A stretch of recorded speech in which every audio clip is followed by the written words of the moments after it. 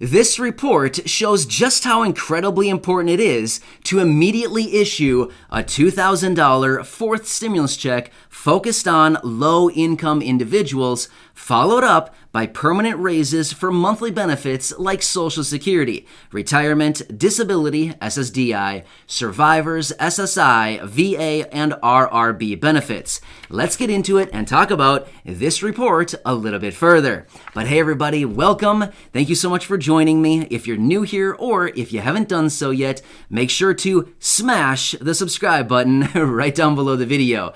Thank you. I really appreciate it. And yes, I do try to be a little bit funny when I say that, simply because it is so cliche, as so many other people here on YouTube say things like smash the subscribe button, crush it, shatter it, poke it, hit it, or whatever else they can think of. So just trying to be one of the guys. Anyway, sorry. Let's get into it and talk about this further.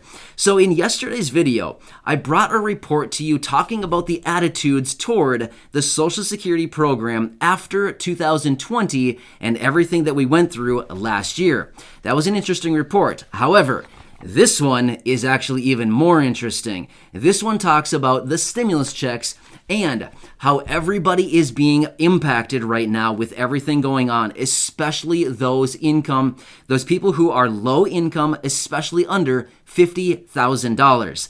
I think you're going to find it to be very, very interesting in this report. So in fact, in just a second here, I'm going to have my wife, Corey, come in and read this report to you. And you're going to see the impacts of how low-income people are really being negatively impacted with everything going on right now. Once again, all avenues are pointing toward a fourth stimulus check and immediately offering raises to all of these monthly benefits like we've been talking about for so long now. So, wow. This report. Anyway, with that being said, I'm going to have Corey come in right now. She's going to read the report to you, and then I will see you again in just a minute, and we'll go through it a little bit further. All right, Corey, take it away, and I'll see you in a minute. This is an article from CNN Business at CNN.com. The opinion by Dana M. Peterson. Inflation will hurt low-income Americans for years to come.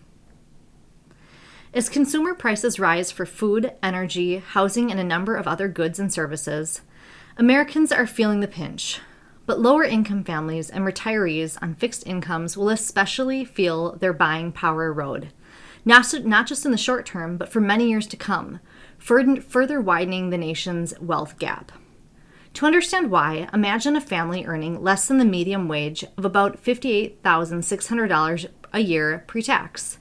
Their after-tax income is even smaller, leaving less room for spending.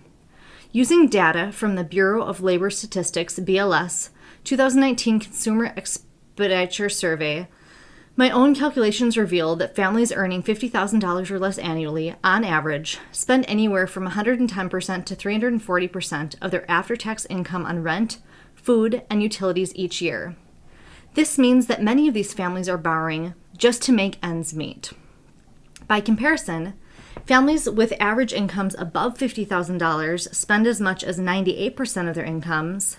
Like example, families earning $50,000 to $70,000 to as little as 62%, which would be like families earning $200,000 or more, according to the calculations using the BLS survey. Add in higher prices, and this could likely mean that low-income and moderate-income families will need to depend even more on debt to meet basic needs. Indeed, during the pandemic, many low and moderate-income families and retired persons received stimulus checks, and a portion of these checks were used to pay down debt. However, now as these checks have been distributed and likely already spent, consumer credit, like credit cards and financing, is on the rise again. Moreover, forbearances on mortgage debt, utilities, and rent payments are expiring soon, meaning these families will be less shielded from rising inflation. It's also important to keep in mind that these households are spending on families earning $30,000 to $70,000 pre-tax spend 1/3 to 1/4 of their annual after-tax income on food, utilities, and rent, according to the calculations using data from the BLS survey. For families making $15,000 to $30,000, the share jumps to 47%, and for families making less than $15,000, it reaches an outsized 116%. Families making more than the median, by comparison, spend between 7 and 19% of their after-income tax on these necessities. Rising prices squeeze lower income families who are already spending a disproportionate amount of their income just to get by.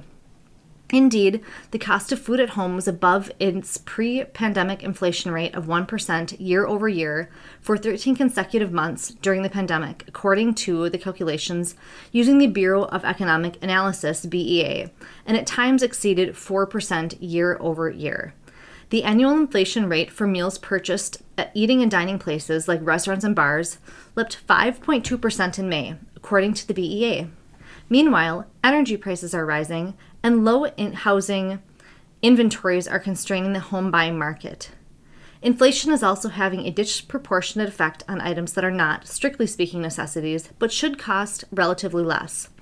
That eats up the already small share of income that could be used to build wealth. For example, price inflation for new cars and light trucks was 3.6% year over year in May 2021. While the inflation rate for used cars and light trucks should be more affordable, is up an outstanding 37.9% year over year in May, according to the BEA. Gasoline prices are up to 56.7%, and car insurance is up 16.9% during the same time period, according to the BLS. These price increases put owning an asset that might be important for maintaining a job, a car, for example, virtually out of the reach for many low and moderate income families. But inflation doesn't only hurt low and moderate income households in the short term. It inflicts further damage over the longer term by expanding the wealth gap. As these households are forced to spend more of their income on necessities, they have less money to allocate towards saving and investing. That means they miss out on the price appreciation of assets like stocks and bonds. When households cannot save, they are less able to sock away money for big investments like home purchases or education that can create wealth down the line. Families earning more have greater bandwidth to save and invest additional income into assets like homes that can build wealth even as prices for goods and services rise. Households that own stocks or home, both of which have been rising in value throughout the pandemic, experience increases in their net worth that families lacking these assets do not. Indeed, since late June last year, stock prices for the S&P 500 rose by 39%, according to the S&P Dow Jones Indices, and the median price of an existing home is up by about 23.6%, according to the National Association of Realtors. This widens the wealth gap. Even before the pandemic, the wealthiest families had 170 times the wealth of the lowest income families, according to the Federal Reserve data from the Survey of Consumer Finances.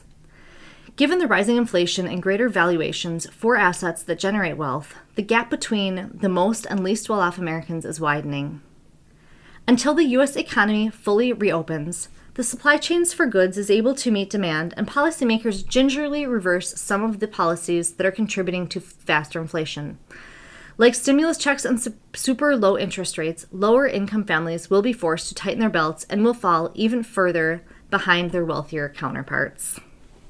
So as you can see right there in this report, it says low-income individuals and those people living on a fixed income are being impacted the most with all of these rising prices out there right now, which is actually interesting, but not a surprise because we've been talking about this for quite a while now. Prices continue to rise on basically everything out there that we need to buy on a monthly basis as necessities. Meanwhile, fixed income is doing nothing, right? It is still the same. Fixed income. And guess what? The COLA raise coming early next year is going to be too little, too late, because everybody needs that raise immediately. Here's a couple key takeaways that I took out of this report. First off, it was very good. There were a lot of interesting statistics and percentages, but a couple that I took out of this report and I thought were really, really interesting. It said, for those people earning under $50,000, they spend on average anywhere between 110% and 340% on the basic necessities like food, rent, utilities, and those necessities. That's massive. So in other words, people need to borrow money every single year just to get by. Well, That's not a winning formula. Seriously, how is anybody ever supposed to get ahead if they're spending all of their income and then they need to borrow on top of that just to pay for the basic necessities on a yearly basis? That doesn't make any sense at all. Yeah, so once again, pointing toward a fourth stimulus check of $2,000, and they need to raise benefits immediately for all of these beneficiaries, right? Another key takeaway that I saw: those people earning between $50,000 and $70,000 spend 98% of their income on, once again, the basic necessities. So even those people with a little bit higher income, between $50,000 and $70,000, spending almost 100% of their income on the basics, right? Wow. I mean, seriously. But again, it doesn't come as too much of a surprise because, first of all, we see it down in the comments section every single day. Many of you are experiencing this, which is really sad and unfortunate that so many people living on a fixed income, that we've seen it. I mean, we've been talking about this for months now, where prices are going up so rapidly, and the purchasing power of your money that you're getting on a monthly basis from your benefits, which doesn't change, continues to erode month over month over month because of this massive inflation that we're seeing, right? Wow. So anyway, it's a really sad situation, but realistically, just like I said at the beginning of the video, it continues to point toward why additional stimulus checks are needed. Now, I get it. There's going to be some comments down below. I guarantee you they're going to be down there. People saying, you realize if they issue another stimulus check, that's just going to create more inflation because they're printing more money. I get it. I understand inflation. I also understand money printing. But here's the thing. What is going to offer a short-term fix for all of this? Is inflation going to come down next month? No. In fact, inflation is not going to come down for many, many months. It's going to continue raging higher for many more months to come. So if we had to print another $200 billion, or realistically, we don't even need to print it. They just need to redirect the money that's already been printed and hasn't been allocated yet.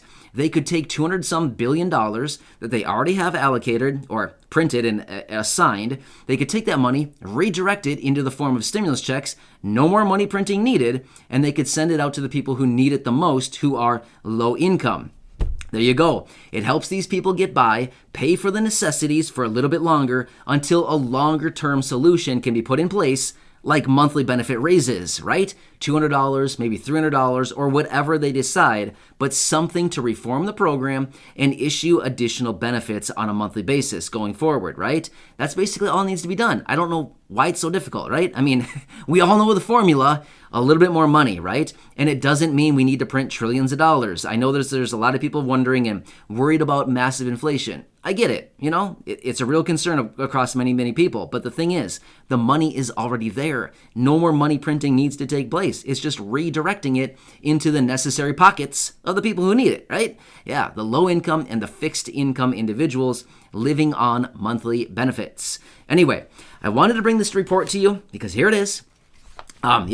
So interesting stuff, but again, a sad situation. And again, it just solidifies what we've been talking about for so long now, which we need that fourth stimulus check right away. Focus it on the low-income individuals who truly need the money, right? We've seen it report after report after report. It's the low-income people who need it the most right now. So I will continue to be here as your advocate. I will continue to do everything I possibly can to get attention, to do whatever I need to get this be heard by everybody in power, the people who are influential in Congress, to get them known that, hey, you know, we still need a fourth stimulus check and focus it on the low-income people. Anyway, hope you enjoyed this. Make sure to smash the subscribe button right down below the video. I know, it's annoying, right? But you just got to keep going with it. Anyway, thank you. I really appreciate your support. Go back and check out some of my other videos on the channel here. Over 1,200 videos for you to enjoy. And of course, share them with your friends, family, social media. Let's get some attention on all of this going forward. And let's create a movement for a fourth stimulus check. Thanks, everybody. You're awesome. And I'll catch you in the next video. See you later.